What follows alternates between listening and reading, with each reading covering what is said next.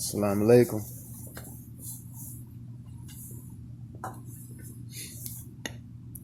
So I wanted to start back off where we left off last week.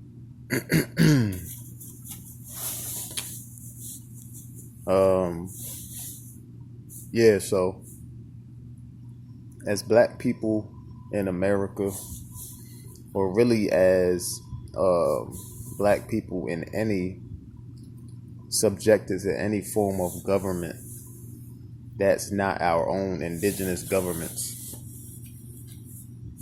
it's going to be our nature to rebel against that government or any structure, culture,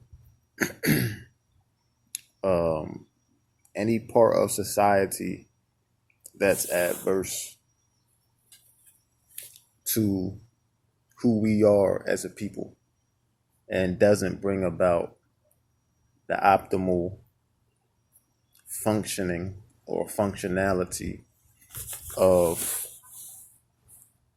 who we are ethnically and genetically and just as an entire people.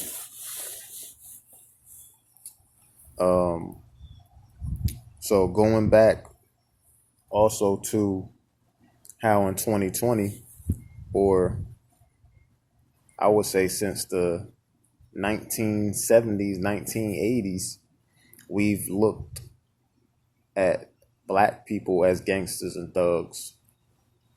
We've associated black people, from all races. You know what I'm saying? It don't matter if you're white, if you're Arab, if you're Chinese, whatever race you belong to, even black people associate ourselves as criminals. And that has been something that has been socially engineered, as I said before. So it's to a point today when you see a white person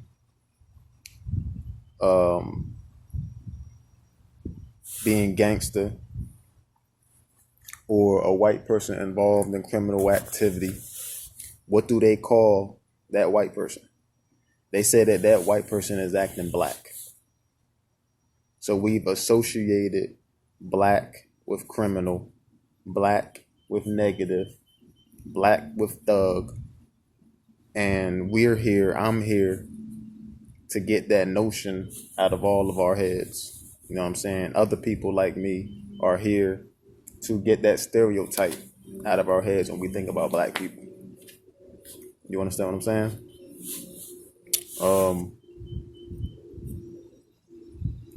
So yeah, it's in our nature to rebel against an oppressive government. But we've only been shown one kind of rebel. When they show black rebels, they show black criminals. That's what they promote to us. So our young boys growing up, young black boys growing up, even though it's in their nature to rebel, they are marketed the wrong rebellious figure, which is that of a criminal. The right rebellious figure is the one that's standing up for the upliftment of their people. The black man who was nation building. For example, the Aboriginal Republic of North America, which I belong to. And we are doing everything to basically for the betterment of our people, to establish autonomy in America, because we are the Aboriginal people of this land and the entire planet.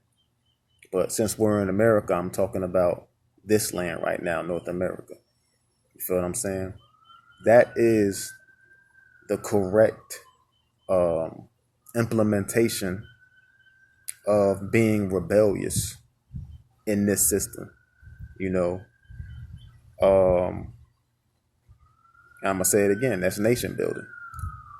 That's how to be a rebel in the right way, fighting for freedom, justice, and equality for your people. And that's what I'm here in every national that's in the Aboriginal Republic of North America. That is our job. You know what I'm saying? I mean, as well as the Pan-African movement and the whole Pan-African movement in general. That is the right way to rebel against the system. But yeah, I was watching. How many of y'all seen that Who Killed Malcolm X on Netflix? I felt that the brother did a good job. There were some things with the Netflix series that I didn't like. He was actually in the community, in the War of Deen Muhammad community. That's the community that I grew up in. War of Deen Muhammad, for those who don't know, that's the son, one of the sons of the Honorable Elijah Muhammad, who left the Nation of Islam. So how many people keep saying I'm in the Nation of Islam? I'm not in the Nation of Islam. I'm just speaking the truth.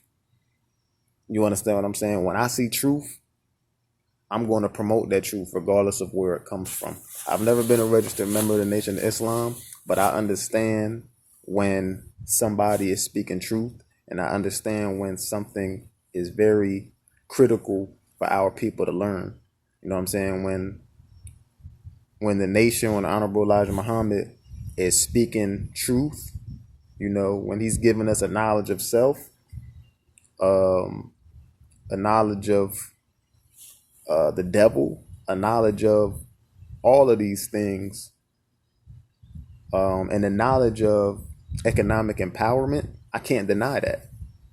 So I've never been a registered member of the Nation of Islam, but that doesn't matter. But anyway, he did a good job. I think the only thing was that they put too much focus on the brother in Newark that they said was a supposed gunman who killed Malcolm, and too little focus on the FBI involvement. There was a little bit of focus on it, but I felt like he wasn't talking to the right people, and he still propagated black on black violence, black on black crime type of thing in the documentary. I felt like he should have went deeper into that. And if you watch the documentary, you will clearly see that J. Edgar Hoover and the FBI ordered the hit on Malcolm X. So whoever, all the naysayers, you can clearly see that. You understand what I'm saying? So like I said, the documentary was a good put together documentary, but I felt that the brother should have showed more. And when that documentary ended, I felt like the picture that it put across was a black man killing Malcolm X. And we need to take the focus off who the FBI hired to kill Malcolm X and put the focus on the mastermind behind the assassination.